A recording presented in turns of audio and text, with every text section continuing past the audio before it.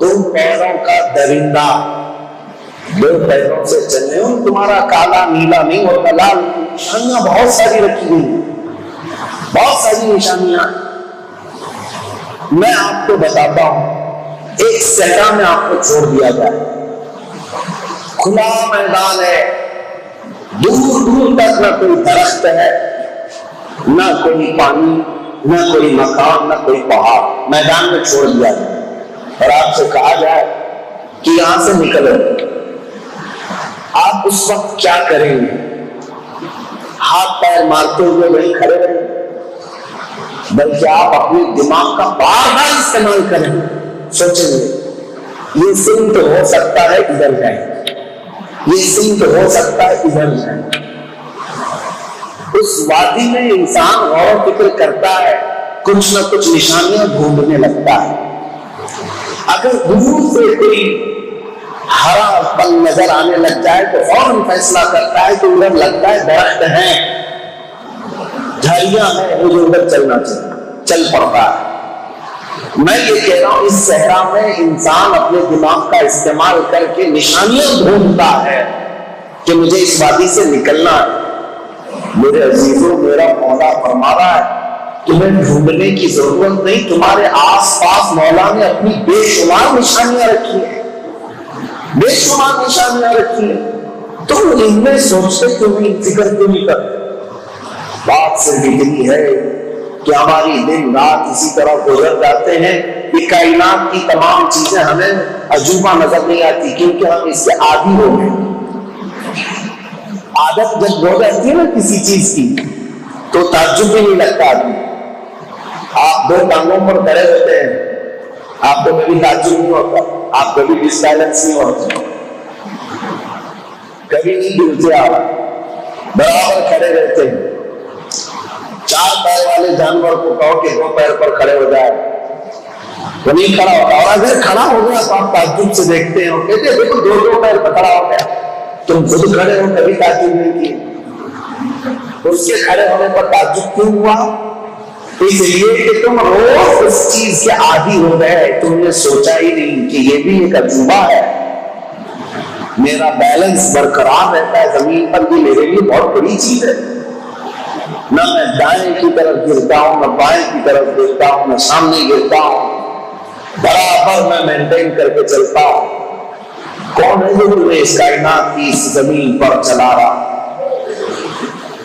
میرے عزیزوں، تمہاری ذات میں اللہ کی بے شمار نشانیاں ہیں، اور تفصیل میں فرمایا گیا روح البیان میں، کبھی تم نے سوچا دنیا کی ایسی کوئی مشین لاؤ جس میں ایک چیز ڈالو اور چار چیزیں نکلیں بند کر کے الگ الگ؟ ایسا ہوتا کم ہے۔ آپ ایک روٹی کھاتے ہیں، روٹی بنانے تک تو آپ کا اختیار ہے، چاول کی لو، گیہوں کی لو، جو کی لو، باجرے کی، کوئی بھی روٹی، وہ اناج توڑنے میں تمہارا اختیار ہے، اس کی چکی پسا کر آٹا بنانے میں تمہارا استعمال ہے، گوندنا تمہارا کام ہے، پکانا تمہارا کام ہے، روٹی کو 4 ٹکڑے کر کے کھاؤ، 5 ٹکڑے کر کے کھاؤ، تمہاری مرضی۔ لیکن جیسے ہی روٹی تمہارے حلق کے اندر چلی گئی، اب تمہاری مرضی کہاں ہے؟ اب اس روٹی کا کیا کیا بنتا ہے؟ ایک ہی آٹے کی روٹی ہے، اس سے گوشت بھی بنتا ہے، تمہارے جسم کا خون بھی بن رہا ہے، تمہارے جسم کے اندر جانے کے بعد پیپ بھی بن رہا ہے، تمہارے جسم کے اندر جانے کے بعد منی کا نطفہ بھی بن رہا ہے، جسم کے اندر جانے کے بعد یہ 3-4 چیزوں میں ایک ہی روٹی تقسیم ہوئی، بچی ہوئی چیزیں فضلہ بن کر کے نکل گئی۔ اندر کون سی ایسی مشین ہے جو الگ الگ بھاگ میں تقسیم کرتی؟ کون سی چیز ہے؟ آپ کچھ بھی کھاؤ، آپ کے خون کا رنگ ایک ہی ہے، آپ دودھ پیتے ہیں تو بھی خون بنتا ہے، لیکن اسے لال رنگ دیتا ہو۔ تم چاول کھاؤ، گوشت کھاؤ، روٹی کھاؤ، غذائیں الگ الگ قسم کی کھاتے ہو، لیکن خون تمہارا کالا نیلا نہیں ہوتا، لال۔ تمہارے گوشت کا رنگ ایک ہے، تمہارے منی کا رنگ ایک ہے، یہ تمام چیزیں قدرت کی نشانیاں ہیں، کوئی طاقت تمہارے اندر اثر کر رہی ہے۔ عزیزان گرامی وقار، ہم پورے سینسر پر اگر توجہ کریں تو ایک چیز آج کے دور کے مطابق میں آپ سے کہتا ہوں، یہ جو ہمارے جسم اور ہماری ضروریات کے اوپر میں نے کلام کیا، آپ کو پتا ہے قرآن میں اللہ نے فرمایا وَسَخَّرَ لَكُمُ الشَّمْسَ وَالْقَمَرَ، اللہ نے چاند اور سورج کو بھی تمہارے لیے تابع بنا دیا، تو تمہارے حساب سے کام کر رہے ہیں، تمہارے لیے کام کر رہے ہیں۔ چاند کا اثر ہماری کائنات پر اور ہماری زندگی پر بڑا ہے۔ آپ کو ایک بات میں سوچنے پر بتاتا ہوں، تھوڑا سا سوچو۔ یہ ایک آلہ ہے موبائل، پتہ نہیں کس میٹل کا بنا ہوا ہے، ہم اس پر تحقیق میں بھی نہیں جا رہے، ایک مشین، بے جان مشین۔ اس کو ہم کہیں رکھتے، دھوپ میں رکھیں، ٹھنڈی میں رکھیں، کچھ بھی رکھیں، ٹھیک ہے، ایک سال کے بعد یہ 2 فٹ کا ہو جاتا ہے، یا ٹھنڈیوں میں اس کی قد و قامت کم ہو جاتی ہے، یا اس کی اسکرین پر کبھی جھریاں آ جاتی ہیں، یا موبائل کے کبھی دانت جھڑتے ہیں، کمر ٹیڑھی ہوتی ہے، نہیں ہوتا۔ ہمارے ساتھ کیوں ہوتا ہے؟ ہمارے ساتھ یہ چیزیں کیوں ہوتی ہیں؟ آپ کو کہیں گے عمر ہو رہی ہے، یا دوسروں کی بھی تو عمر ہو رہی ہے، یہ پتھر کی بھی عمر ہو رہی ہے، ان کی عمریں بھی ہو رہی ہیں، لیکن ہماری جیسے جیسے عمر بڑھتی جا رہی ہے ہر چیز ہم پر اثر کرتی جا رہی ہے۔ یہ کون سی چیز ہے جو ہم پر اثر کرتی ہے؟ بچے کو جوان، جوان کو بوڑھا، ہماری سکن پر اثر کرنا، ہمارے بالوں پر اثر کرنا، ہمارے پورے نظام پر اثر کرنا۔ حیرت ہوگی آپ کو سن کر کے، یہ آپ کی عمر نہیں، یہ چاند اور سورج اثر کرتے ہیں۔ اگر سورج نہ ڈوبے تو آپ اسی طرح کے جوان رہیں، وقت ٹھہر گیا تو آپ کی زندگی بھی ٹھہر گئی۔ جیسے سورج ڈوبتا ہے ہماری زندگی بڑھتی جا رہی، وقت جا رہا ہے۔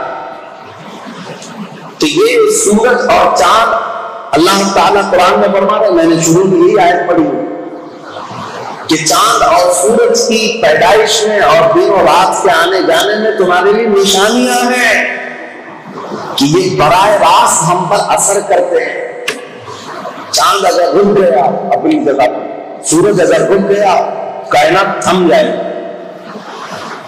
اور صرف ہم کو ہی نہیں، ہر پودے کو، ہر اناج کو اللہ تبارک و تعالیٰ نے براہ راست ان سے مؤثر رکھا ہے۔ چاند اور سورج کا اثر ہماری پوری کائنات پر۔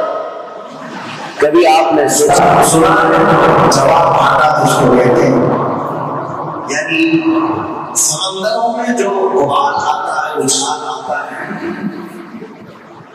سمندر کے کنارے رہنے والوں کو اچھی طرح سے پتا ہے، تاریخ کے حساب سے سمندر میں اچھال آتا ہے، اس کی موجیں بہت تیز ہو جاتی ہیں، اور تاریخ کے حساب سے سمندر پیچھے بھی جاتا ہے۔ ایک ہوتا ہے اس کی روزانہ کی روٹین اور ایک ہے مہینے کی روٹین۔ روزانہ کی روٹین سورج کے حساب سے چلتی ہے، سمندر سورج کے حساب سے چلتا ہے، اور مہینے کے حساب سے جس دن چاند اپنے آب و تاب کے ساتھ آئے گا سمندر موجیں مار رہا باہر تک آ چکا، پھر چاند کے ہلکے ہوتے ہوتے سمندر کے اندر بھی موجیں ہلکی ہو جاتی ہیں۔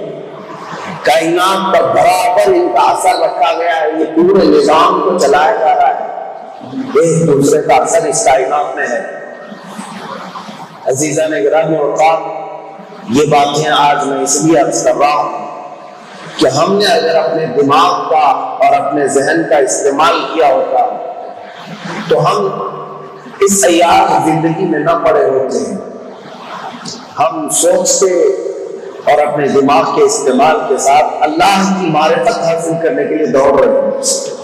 حقیقت میں وہی ہے، کیونکہ دنیا یہاں ہزار سوالات قائم کرے لیکن پھر بھی میرا دماغ کہتا ہے کہ اللہ ایک ہے۔ اس پوری کائنات کو چلا رہا ہے، اس کی بے شمار نشانیاں بے شمار نشانیاں ہیں۔